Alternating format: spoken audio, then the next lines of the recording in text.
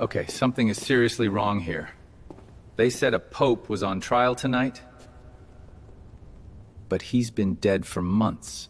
Why did you do it? They're putting a dead man on trial.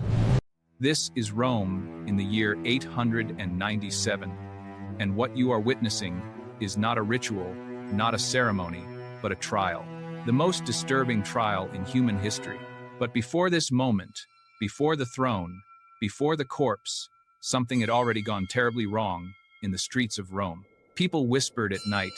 They spoke of a body that would not stay buried, of power that had gone too far. Even before the trial began, many believed this would end badly. The strange part is, this didn't begin with the course. Before they dragged a dead pope into this room, Rome had already been poisoned by fear, betrayal, and power. At the center of it all was Pope Formosus, a man who, at first glance, looked like just another political figure in a brutal era. But nothing about this story is simple. Formosus had once aligned himself with one of the most powerful forces in Italy, the House of Spoleto.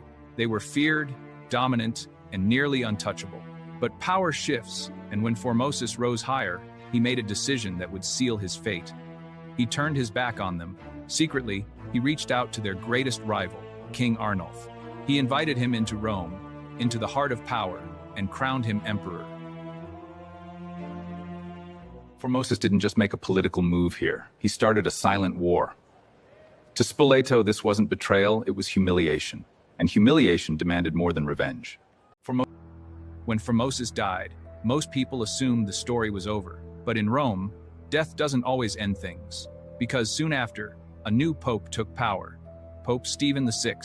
Officially, he was the leader of the church, but in reality, he was something else entirely. A man under pressure, a man surrounded by enemies, a man who knew exactly who had put him where he was, and more importantly, what they expected from him. At first, it may have looked like politics, a new leader undoing the work of the old one. But something about Stephen's actions didn't feel calculated. It felt personal, unstable, as if this wasn't just about power anymore. It was about something deeper, something darker, the kind of hatred that doesn't disappear even when the target is already in the ground. So he did the unthinkable. He ordered the grave opened. The body of Formosus was dragged out from where it had been resting for months. It was washed, carefully dressed again in papal garments, and covered in expensive perfumes. But no amount of perfume could hide what everyone already knew. The smell of death filled the basilica, thick, unavoidable. It clung to the air, to the walls, to the people forced to stand there and watch. Yes, they washed the Pope's corpse. They performed it, and now they're carrying him to the courtroom. But believe me, this corridor smells absolutely horrible.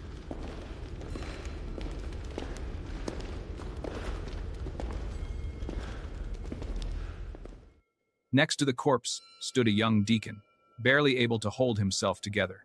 His role was clear and terrifying. He would speak for the dead man, answer the accusations, defend someone who could no longer defend himself. Every word he spoke felt wrong, like something that should never be said out loud. When the trial began, the whole room went silent. Why did you do it? He shouted at the dead pope, demanding answers from a man who could never speak. Answer me! Confess your crime! The deacon's voice trembled as he tried to reply, stumbling over words, aware that no answer would ever be enough. Around them, the crowd shifted uneasily. Some watched in fear, others in disbelief, and some in quiet approval. At one point, something strange seemed to happen. Some people later claimed they felt the ground move beneath their feet. Others said it was just panic, spreading like a wave through the crowd. But Stephen didn't stop. He became more intense, as if by then he had already gone too far. How dare you question me? My will is the will of God! Then came the verdict. Guilty. In a single moment, everything Formosus had ever done was erased.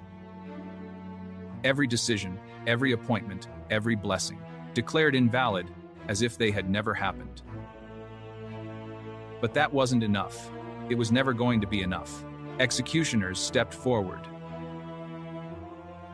Slowly, deliberately, and in front of everyone, they cut off the 3 fingers of his right hand, the fingers he had once used to bless.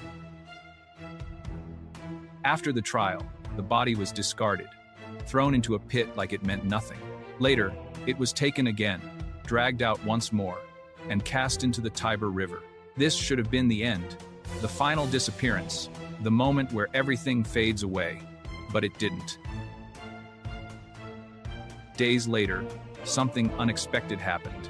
A fisherman, working along the river, pulled his net from the water and found something caught inside. The body, somehow, still there, refusing to disappear. And that's when the rumors began. People whispered that the river had rejected him, that something about what had been done was wrong, that Formosus, even in death, had not been silenced. Some claimed miracles, others simply felt fear. But one thing was clear, the story wasn't over. And in Rome, fear doesn't stay quiet forever. The mood in the city began to change, slowly at first, then all at once. The same people who had watched in silence now spoke openly. Anger replaced fear, and that anger found a target.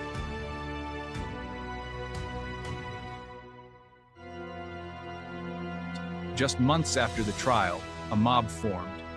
They stormed the Vatican, overwhelming everything in their path.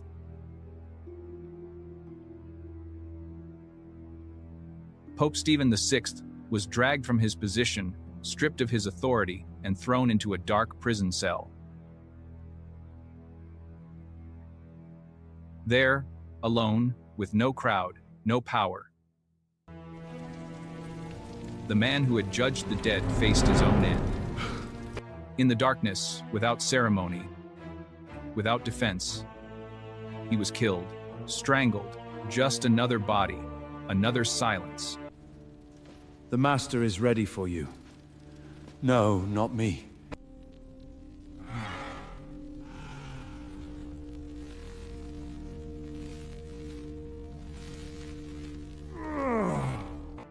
To understand this trial, forget the corpse for a moment. The real story begins with a city no one fully controlled. After Charlemagne, the empire fractured. Kings, dukes, and noble families all wanted the same thing: control over Rome. The papal throne was not just a religious office. It meant legitimacy, land, alliances, and the power to crown emperors. In this Rome, a pope could be elected by faith, pressured by nobles, and trapped by politics before he even sat down. The House of Spoleto wanted a church that served their interest. A pope who looked beyond them became a threat. When a pope crowned an emperor, he was not just blessing a ruler.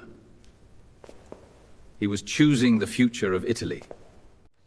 This was never only about punishing Formosus. It was about destroying the authority behind every decision he had made. Stephen wore the crown, but power stood behind him. He was surrounded by men who needed revenge to look like justice. The trial was not designed to find the truth.